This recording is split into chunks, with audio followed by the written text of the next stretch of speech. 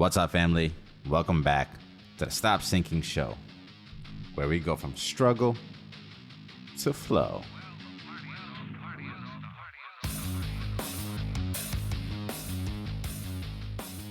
I want you to go down this road and imagining something that I'll use as a metaphor.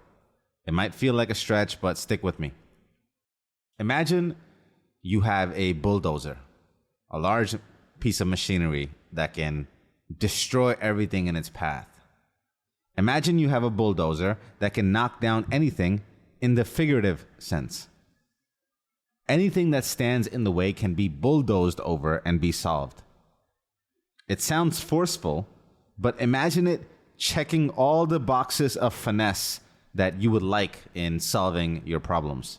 But again, just imagine that you have this bulldozer and that it has the ability to roll over and turn over all the problems that you have that stand in the way. Money issues, family issues, life issues, future issues, whatever you have, it can bulldoze over with finesse and solve them. But imagine that this bulldozer could only operate a few hours a day. And maybe, if not cared for, it sometimes breaks down and is only operational for a few hours a week. Or maybe sometimes it's broken down for an entire season. So you have this magical bulldozer that can solve all these problems, but it has some built-in scarcity as a resource to be used. You only have a certain amount of fuel, a certain amount of time that you can use it. So you wisen up and direct it and use it towards specific problems, the most important problems. You can just as easily use it to solve little problems. And often you squander it on little things.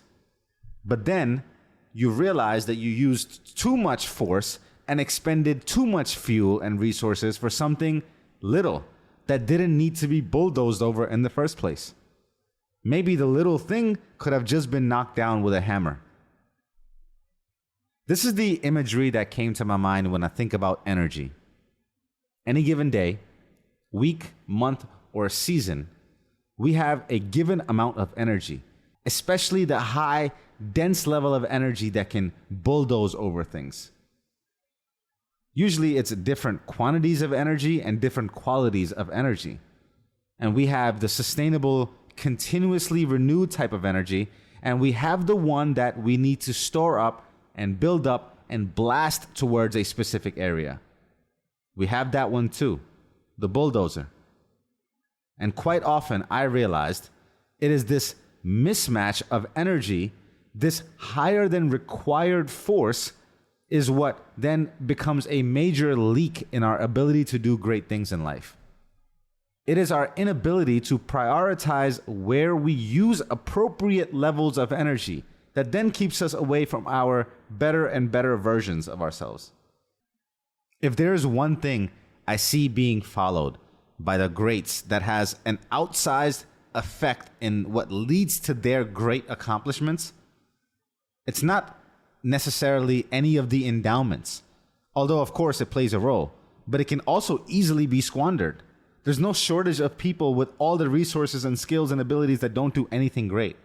What it comes down to is this idea of minimal required force at all times.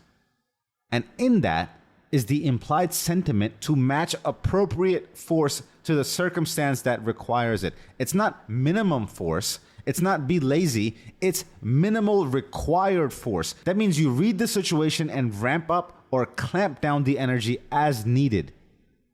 And any more than that of what is required is either wasted or lost as a resource that could have been used towards something else.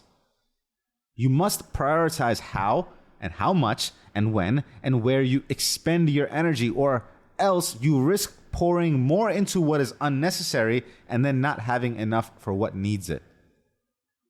And I often find myself struggling with this idea, which is why I thought about it. At any given time, I am ready to fall on the sword for anything. I am willing to take full responsibility.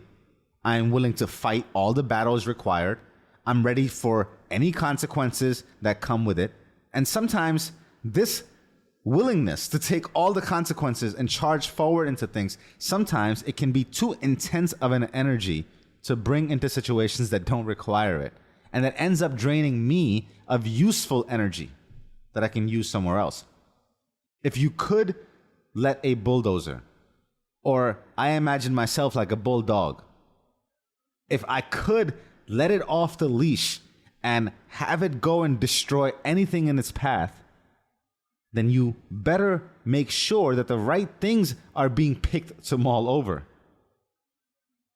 Quite often, I am ready to fly off the hinge, charge forward in an attack pattern, and ready to overtake anything in my path. And quite often, I find myself charging forward with a higher than required force towards the things that don't deserve that level of energy. And it is this lack of calibration that then robs me of energy that I need for other things in my life that are more important. And if you have a near deadly force available to you to use, then you better not be using it in situations that don't require a deadly force. Our energy is no different.